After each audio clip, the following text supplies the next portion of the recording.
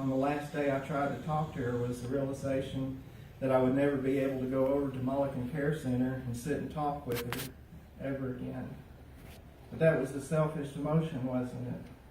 Feeling sorry for myself. I will get to talk to my mother for all eternity if I can fight the good fight for what time I have left on this earth. My mother and I talked for many long hours sitting at the Mullican Care Center during the 9 years she was there. Her memory was fading, but she always asked about how. Was Mr. Chisholm okay? How about the neighbors, the Allisons, the Hanings? Did Marshall Robertson still have his old green truck parked in the driveway? If I told her some of them had passed away, or Chisholm store wasn't there anymore, she would frown and become upset. So I finally decided to tell her that everything and everyone was just as she remembered it from the 1960s. And then she would smile and we would continue our conversation, always laughing and cutting up. She loved her little town and everyone in it. That's the way she was. The staff or one of her old lady friends would just walk by and say, "We love you, Miss Mary. Looks like you're having fun." And she would say, "Yes, I'm sitting here with my sweetheart." I tried to goad her into remembering things from her past to see how her memory was. You know how it was. She remembered traveling on the old and urban train but couldn't remember what she had for breakfast. From our discussions over the last 9 years, I've made a list of memories I'll always cherish about my mother for the rest of my life. Mama, as we called her, grew up in a little area far out in the country between Howe, Tombeen, and Luella. She said when she was a little girl, she would take her dollies down into the creek and play with them all day long. In my mind's eye, I can see a little girl with straight across the brow bangs like they wore back in the day and a cute little 1920s dress, playing down in the creek like some of the creeks we have here in Grayson County. Tall black dirt walls, wide and flat white limestone bottoms with oak and pecan trees draped over, shading the little girl from the hot Texas sun.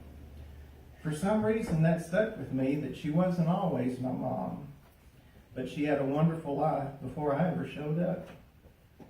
When she started to school, it was one of those true stories of walking 2 miles each way uphill. If you know where the old Celtic schoolhouse is, you know this for the truth. She had friends to walk with her to school and had occasional sleepovers with her girlfriends, the usual teenage thing. About the same time, she was becoming a very attractive young woman. She didn't know it, but there was a young man that lived a few miles away that was interested in attractive young women. One day, the young fellow was plying the field behind a mule. A man pulled up in a car and asked if he was Glenn Heston and had he finished school, which I think was about 8th grade at that time. My father stopped and wiped his brow and says, "Yes, what do you want?" The man said they were starting a brand new high school in Howe, and he wanted Dad to attend. My pop scratched his head, not sure. The man went on to say that they had a brand new thing called a school bus that would come and pick him up and take him home every day.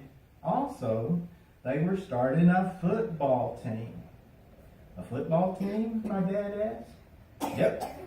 My dad threw down the reins to the mule and said, "Count me in."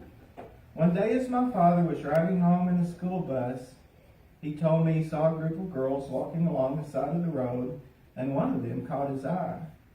My pop said he knew right away, right then and there, riding on that hot school bus, that the girl he saw was the one that he was going to marry.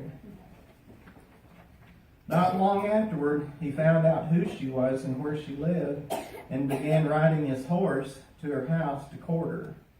A few years later, they were married.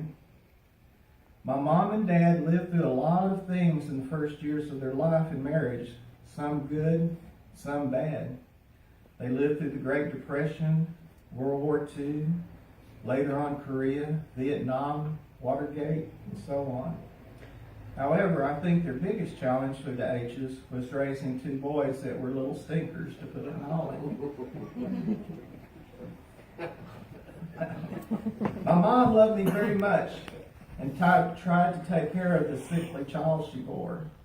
I had several minor ailments when I was very young. The worst was recurring headaches and earaches. It seemed that I had an earache every month on a monthly basis every winter. My mom would hear me cry and dutifully take me to the rocking chair and rock me until I fell asleep.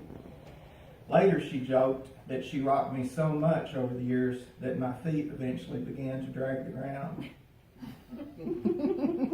That's a mother's love. Rock a sick child all night and get up and go to work at a sewing factory doing the same old thing every day. She hated the factory work, but she did it because she loved us and she knew we needed the money. A few weeks before she died, I told her I still had that old rocking chair at home and I could bring it over to Mulligan because I felt an earache coming on. We both had a laugh. She hadn't forgot everything. As I grew up, I learned quickly not to raise my father's wrath, but my mom didn't spank that hard, so I would push the envelope with her. One day we were in the kitchen in the little house we lived in out on 902. She had it with me and told me to go cut a switch. Some of you remember what that was.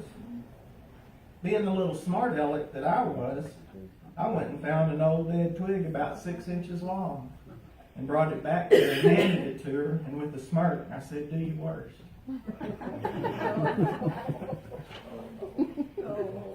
She proceeded to take my poor little hand and walk out to the nearest tree and rip, not cut, a perfect switch out of the tree. You know, the one that makes a swishing sound when you swing it.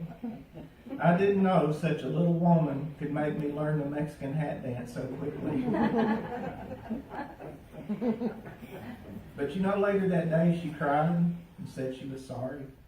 You know that's the kind of woman she was. I told her I was sorry too as I sobbed in her arms. Spanking wasn't that big a deal, but knowing that you had disappointed, hurt, and made your mother ashamed of you hurt worse than any other thing in the world. My mom always encouraged and praised me. I made an effort to be a football player at one time, and sometimes we won and sometimes we lost.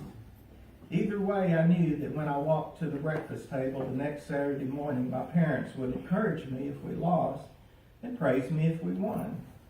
They would tell me I made a good play or plays somewhere in the game, and they would name the play. You know what? I knew they were watching the game and watching me. I can't describe how good that made me feel. They weren't there to visit with friends or attend a social gathering. They were there to watch their son play football. We had so many good years and memories it would take days to tell them all. My final story occurred about 30 years ago. Because of some bad decisions on my part, I found myself all alone. All of my high school friends had moved off, same with family. I had a new job and no co-worker friends to speak of. I started visiting my mom every Friday afternoon. I would bring her an Arizona tea, one of her favorites. At the time, they had a series of different bright colored designs on the bottles. So being who she was, she washed them all up and made a display of them over the washer and dryer.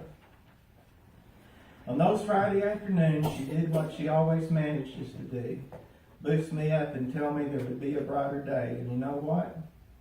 She was right.